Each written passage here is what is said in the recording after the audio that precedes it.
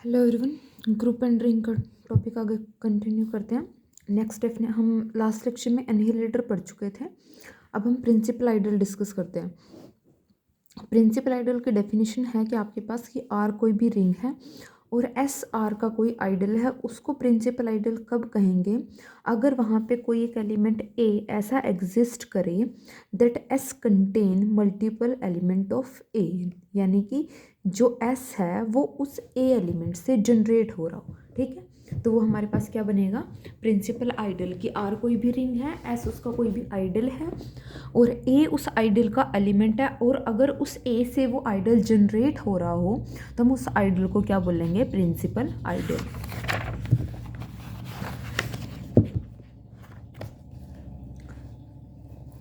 ये आपके पास रिमार्क में बताया गया कुछ कि आइडल कौन कौन से आएंगे।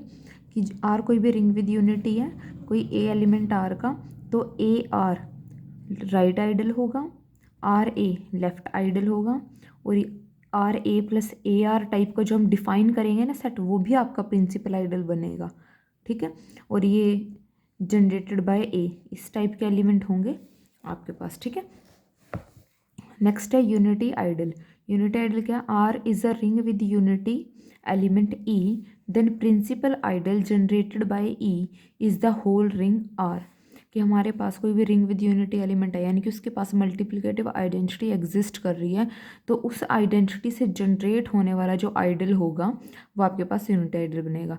जीरो आइडल क्या बनेगा? कि कोई भी रिंग विद यूनिटी है तो जो आइडल जीरो से जनरेट होगा ना, जीरो एलिमेंट से, यानी कि एडिटिव आइडेंटिटी से, वो होगा जीरो आइडल। नेक्स्ट इस पे बेस्ड थ्योरम है। R be a ring, commutative ring with unity, इसको आप सी आर यू बोल सकते हो शॉर्ट में। ठीक है, commutative ring with unity, R B S C R U. कोई भी नॉन जीरो एलिमेंट है ए बी आर के, तो हमें क्या प्रूव करना है?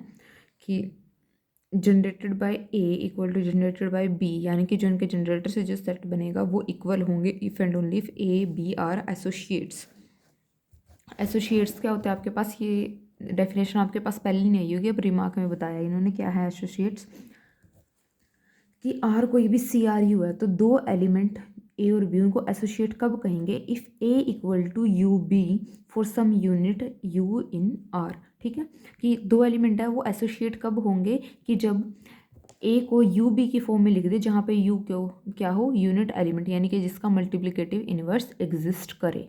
ठीक है जी, तो यहाँ पे हमें ये प्रूव करना है कि ये जनरेटर जो सेट होंगे ये इक्वल होंगे अगर a equal to u b form का होगा, where u is unit element. ठीक है, तो ये चीज़ याद रखना, सम यूनिट इन आर। ठीक है, अब ए से जो जनरेटेड होंगे वो होंगे इस टाइप के, m belongs to integer, c R unity है। ठीक है, a b non zero element है तो ये सेट होगा, बी ये वाला सेट होगा।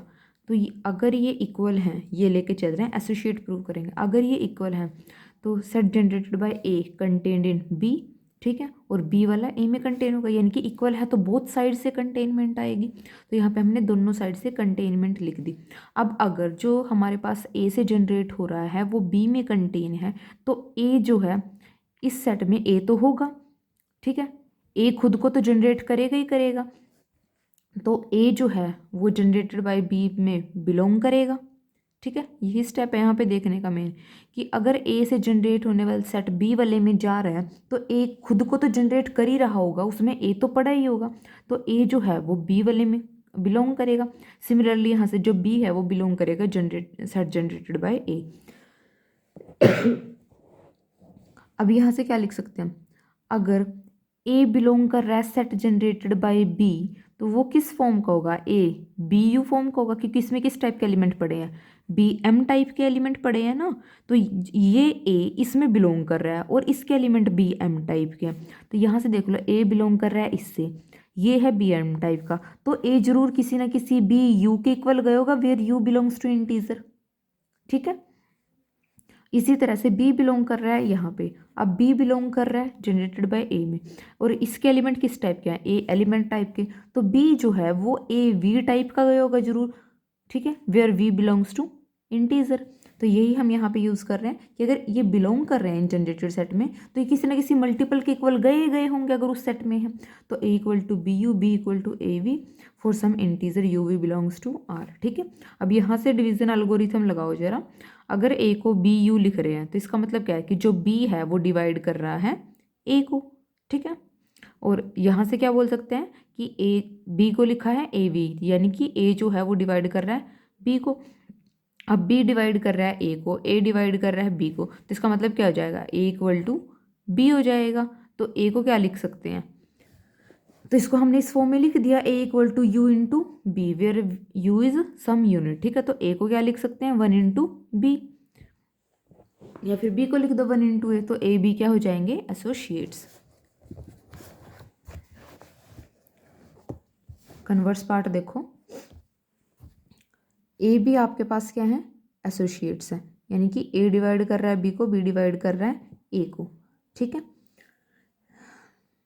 अब बी को क्या लिख सकते हैं, ए आर, ए को क्या लिख सकते हैं b s for some integer r s belongs to R. ठीक, अगर आपको यहाँ से ये यूनिट वाला कंसेप्ट समझ में नहीं आ रहा है ना, तो ये डिवीजन वाले से ही कर लेना आप, कि अगर एसोसिएट हैं तो ए को क्या लिखा जा रहा है यू बी। ठीक है, या फिर बी को क्या लिख सकते हैं यू ए, और इसका मतलब क्या है a divides b, sorry b divides a, और यहाँ से क्या होगा ए डिवाइड बी, यानी कि अगर एसोसिएट हैं तो आप इस फॉर्म में भी लिख सकते हो। ठीक है, तो ए बी क्या है, एसोसिएटेड डिवाइड कर रहे हैं, मल्टीपल फॉर्म में लिख सकते हैं। अगर बी इक्वल टू ए आ रहा है, अब यहाँ से कन्वर्स जाना है हमने फर्स्ट पार्ट के। ठीक है, जैसे फर्स्ट पार्ट में किया था ना, बिल्कुल उसका अपोजिट चल रहे हैं।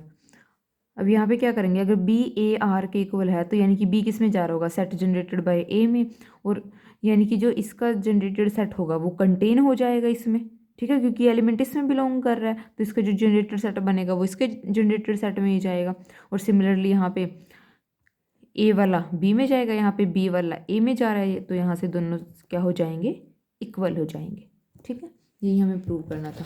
नेक्स्ट डेफिनेशन देखो, principal ideal ring and principal ideal domain.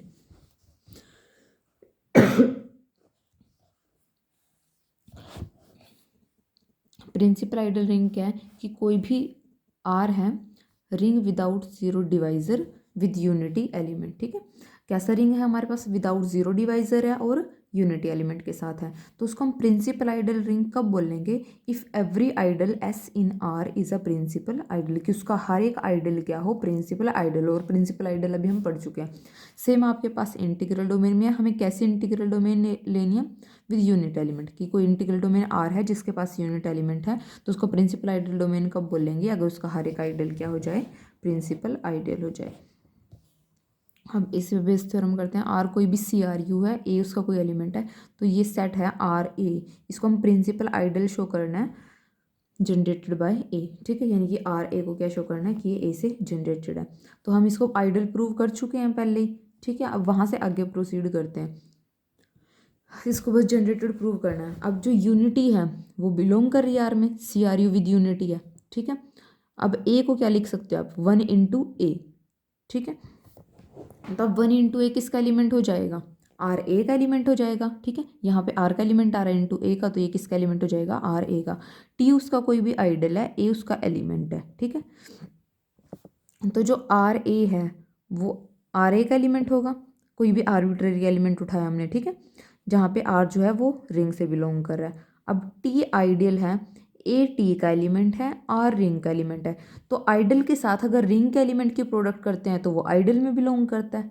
ठीक है, तो जो हमारे पास आर ए हमने किसका, कैपिटल आर ए का लिया था ना एलिमेंट, वो किसका एलिमेंट बन गया, अब टी का। तो इसका मतलब आर ए किस में कंटेंड हो गया, टी में। इसका एलिमेंट था, टी में पहुंच गया, तो ये इसमें कंटेंड हो गया। अब अगर ये टी में कंटेंड हो गया, टी में कौन से एलिमेंट जा रहे थे,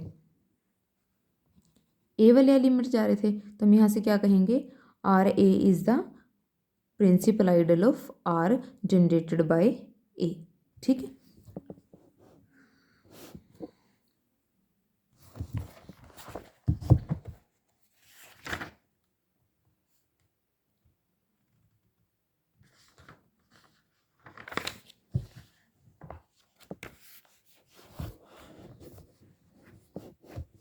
नेक्स्ट थ्योरम देखो, आर कोई भी कम्यूटेटिव रिंग है, एस कोई भी आइडियल है, ए एस का एलिमेंट है, such that s belongs to s, s किस टाइप के हैं, आर ए टाइप के हैं, ठीक है, for some r belongs to R, then s is a principal ideal of R generated by a. तो यहाँ पे क्या दिया गया कि एस कोई भी आइडियल है जिसके पास ए एलिमेंट है, वही सेम पहले वाले की तरह ही है कुछ कुछ ये। टी कोई भी आइडियल है जो कंटेन कर रहा है ए को, ठीक है। तो हमें क्या प्रूव करना है कि एस जो है वो प्रिंसिपल आइडियल है जो जनरेट कर रहा है ए से। तो हमें सिर्फ क्या शो करना है कि जो एस है वो कंटेन होगा टी में, क्योंकि टी ही वो आइडियल है जो ए को कंटेन कर रहा है, ठीक है। तो इस वाले एलिमेंट ने अगर एस को कंटेन कर लिया तो यहाँ से हम क्या बोल सकते हैं कि जो एस है वो उसके एलिमेंट से क्या हो रहा है, जनरेट हो रहा है। तो एस से कोई भी आर्बिट्ररी एलिमेंट लिया, अब एस किस टाइप का है, आर ए टाइप का है, ठीक है, जहाँ पे आर किसका है, रिंग का। अब आर कोई भी आर का है और ए हमने पहले इस टाइप से लिया कि ए उसका एलिमेंट है, आर ए किस में बिलोंग करेगा, टी में, एस किस में बिलोंग कर गया, टी में था एस का और चला गया इसमें, तो यानी कि इसके एलिमेंट से सेट क्या हो रहा होगा, जनरेट हो रहा होगा। और ए किसका एलिमेंट था, टी का एलिमेंट था, तो यानी कि एस क्या है, principal ideal generated by a, ठीक है। यहाँ पे एक ये जनरल एलिमेंट वैसे ले लिया कि वो ए से जनरेट है, जो इस टी का, टी आइडियल का एलिमेंट था, ठीक है। तो आज वाले लेक्चर में इतने करेंगे, बाकी का नेक्स्ट वाले लेक्चर में डिस्कस करेंगे।